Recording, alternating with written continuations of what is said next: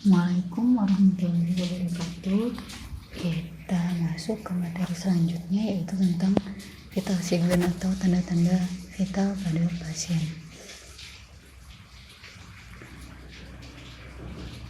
Yang pertama, apa yang dimaksud dengan vital sign, yaitu tanda-tanda vital adalah ukuran statistik berbagai fisiologis yang digunakan untuk membantu menentukan status kesehatan seseorang, terutama pada pasien yang secara medis tidak stabil atau memiliki faktor-faktor risiko komplikasi. Nah, untuk menilainya tersebut, kita akan berguna untuk menentukan dosis yang adekuat atau tindakan apa yang dapat kita lakukan ataupun terapi apa yang dapat kita lakukan kepada si pasien.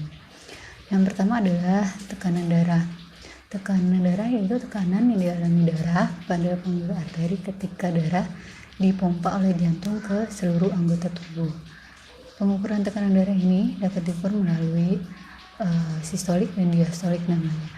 Kalau tekanan darah ini kita bisa bantu dengan alat ukur sphygmomanometer dan stetoskop ya, untuk mendengar denyut nadi si pasien.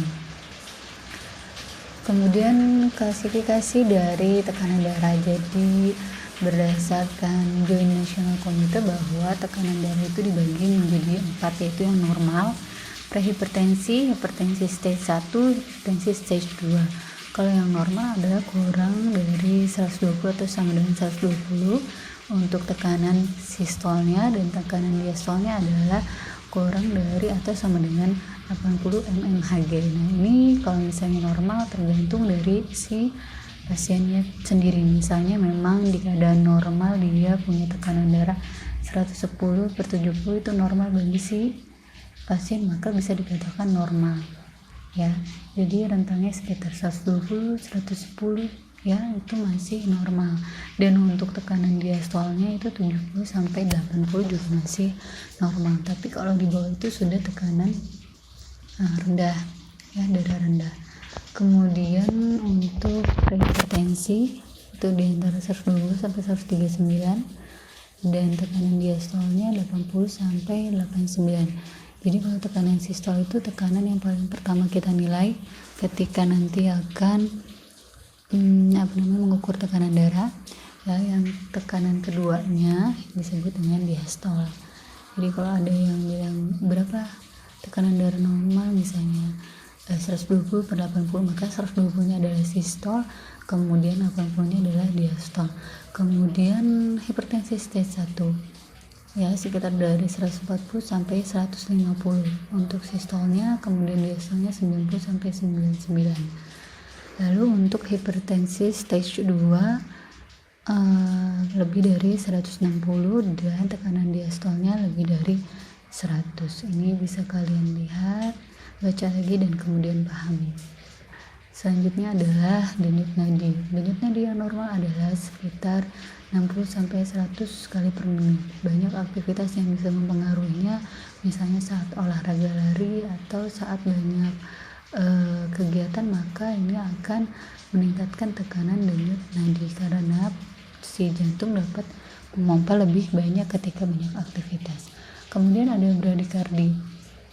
Kalau bradikardi ini adalah tekanannya kurang dari 60 kali per menit, artinya dia denyutnya rendah ya. Kemudian ada takikardi, yaitu lebih dari 100 kali per menit. Ini juga ketidaknormalan. Yang normal adalah 60 sampai 100 kali per menit. Kemudian cara pengukuran denyut nadi dapat dilakukan pada arteri radialis, brachialis, dan karotis. Kalau radialis ini kan sepanjang tulang radial ya, lebih mudah terasa pada pergelangan tangan atau pada ibu jari. Kemudian yang brachialis pada otot lengan di lipatan siku, biasanya digunakan untuk mengukur tekanan darah di situ ya. Kemudian arteri karotis terletak di bagian leher di bawah telinga. Nah, di situ juga dapat untuk mengukur denyut nadi. Kemudian ada suhu tubuh. Kalau suhu tubuh digunakannya berarti menggunakan termometer. Nah, termometer ini ada dua, yang air raksa dan digital. Kalau air raksa seperti ini, kalau digital yang hanya tinggal pencet lalu ditunggu. Kemudian cara mengukurnya itu bisa menggunakan oral ya, digunakan di bawah lidah, biasanya pada bayi, pada anak bisa, tapi tidak dianjurkan pada bayi. Kemudian aksila ya, aksila ini ada di ketiak, artinya si termometer ini ditaruh di ketiak, maka kita tunggu sampai 5-10 menit ya. Kemudian di rektal atau bagian anus, biasanya di sini sekitar lebih tinggi dari suhu oral, 0,4 derajat Celcius lebih tinggi dari suhu oral. Nah, untuk di sekarang ini ada juga yang di bagian jidat yang digitalnya ya. Kemudian untuk pernafasan dipengaruhi oleh beberapa faktor, yaitu ada usia, jenis kelamin, suhu tubuh, posisi tubuh, dan aktivitas. Nah, sudah pernah kita bahas tentang pernafasan yang normalnya adalah tidak lebih dari 20 kali per menit ya. Bila pada dewasa lebih dari 20-24 kali per menit disebutnya tachypnea ya. Kalau kurang dari 10 kali berarti bradypnea, dan apnea adalah bila tidak bernafas. Nah, ini yang normalnya adalah 20-24, itu masih dianggap normal untuk pernafasan. Nah, untuk pernafasan ini diceknya adalah dengan memberitahu pasien agar dia melipat tangannya ke bagian dada, lalu kita hitung selama 1 menit berapa kali dia nafas. Kemudian ini untuk praktek pemeriksaan tekanan darah. Sebetulnya kalau di kelas secara tatap muka ibu akan mencoba satu-satu ya, pakai sphygmomanometer kalian untuk praktik. Tapi karena sekarang online, maka nanti ibu akan berikan video untuk prakteknya, karena kan susah ya, jadi tidak bisa tes satu-satu sudah bisa apa belum kalian. Cuma nanti kita bahas bagaimana cara untuk praktek memeriksa tekanan darahnya. Yang pertama, pemeriksa harus berada di sebelah pasien, artinya biasanya yang dipakai adalah lengan yang kanan ya. Kemudian memberikan penjelasan kepada pasien, inform konsen seperti biasa.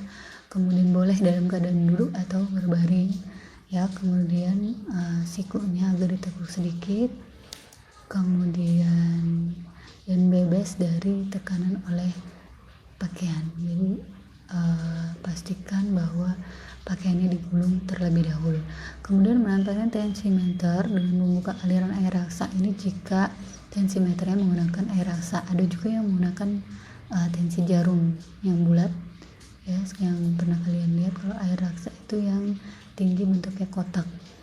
Nah, kemudian mengecek saluran pipanya, kemudian meletakkan meteran secara vertikal, artinya jangan terjepit ya, seperti ini yang digambar. Kemudian memberikan stetoskop dengan corong bel yang terbuka.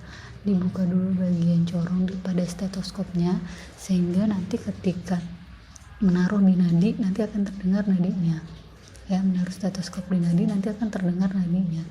Cari sampai si nadi itu terdengar oleh telinga kita.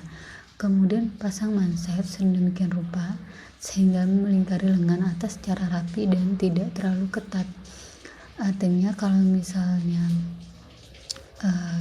jangan terlalu ketat, agak renggang aja, 2 jari boleh, atau 2-3 jari direnggangkan boleh. Kemudian taruh mansetnya itu di bagian siku lipatan sekitar 2 cm atau sekitar 3 jari ya di atasnya, di atas fossa cubiti, dan bagian balon karet yang menekan di atas arteri brachialis serta sejajar dengan jantung. Ini pompaannya harus sejajar dengan jantung ya. Kemudian selanjutnya adalah memastikan pipa karet tidak terlipat atau terjepit manset seperti ini. Kemudian meraba bagian arteri brachialis untuk mencari nadinya. Kemudian menutup katup pengontrol pada pompa manset, ditutup dulu di bagian balonnya ini, tutup dulu. Kemudian setelah itu dengan 3 jari meraba pulsasi pompa manset dengan cepat 30 mmHg di atas hilangnya pulsasi. Jadi ketika kita sudah dapat nadinya, maka kita pompa dengan cepat sebanyak 30 mmHg. Nah 30-nya ini bisa terlihat di jarumnya ya, sampai angka 30. Kemudian ketika hilang baru turunkan kembali ya. Kemudian pasang stetoskop, itu baru mencek nadi ya. Kemudian pasang stetoskop kembali, kemudian memompa kembali manset sampai tidak terdengar suaranya ya, tidak terdengar suaranya, tidak terdengar suara detak jantung lagi, nadi lagi. Kemudian turunkan yang di bagian balon ini, turunkan perlahan-lahan ya sampai terdengar suara bising atau duk pertama, ditandai namanya dengan sistolik. Nah selanjutnya turunkan lagi sampai suara tidak terdengar sama sekali tekanan darahnya. Nah itu disebut dengan diastolik. Nah, apabila ingin diulang, tunggu minimal 30 detik, lalu kemudian lepas manset dan merapikannya dan laporkan hasil tekanan sistolik dan diastolik. Nah, jadi ketika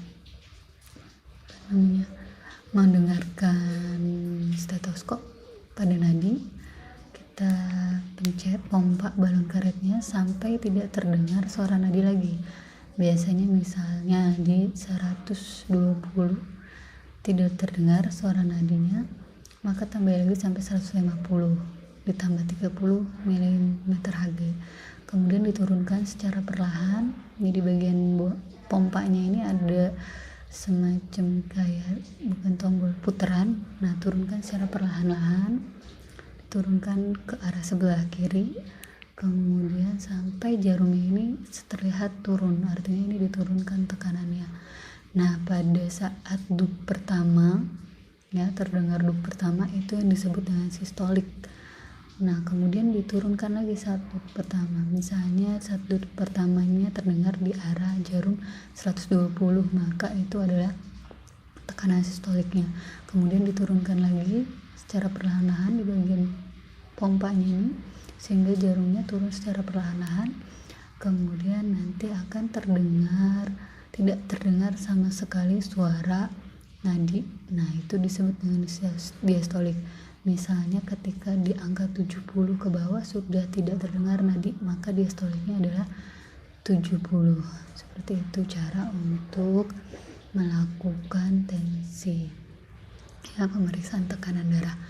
Untuk pemeriksaan tekanan darah ini memang seharusnya dibiasakan untuk mendengar dan memeriksa sehingga nanti akan terbiasa. Jadi tidak suara duk pertama atau suara duk kedua yang akhirnya tidak ada suara nadinya itu terbiasa di telinga kita. Jadi memang harus sering-sering berlatih atau praktek untuk pemeriksaan tekanan darah.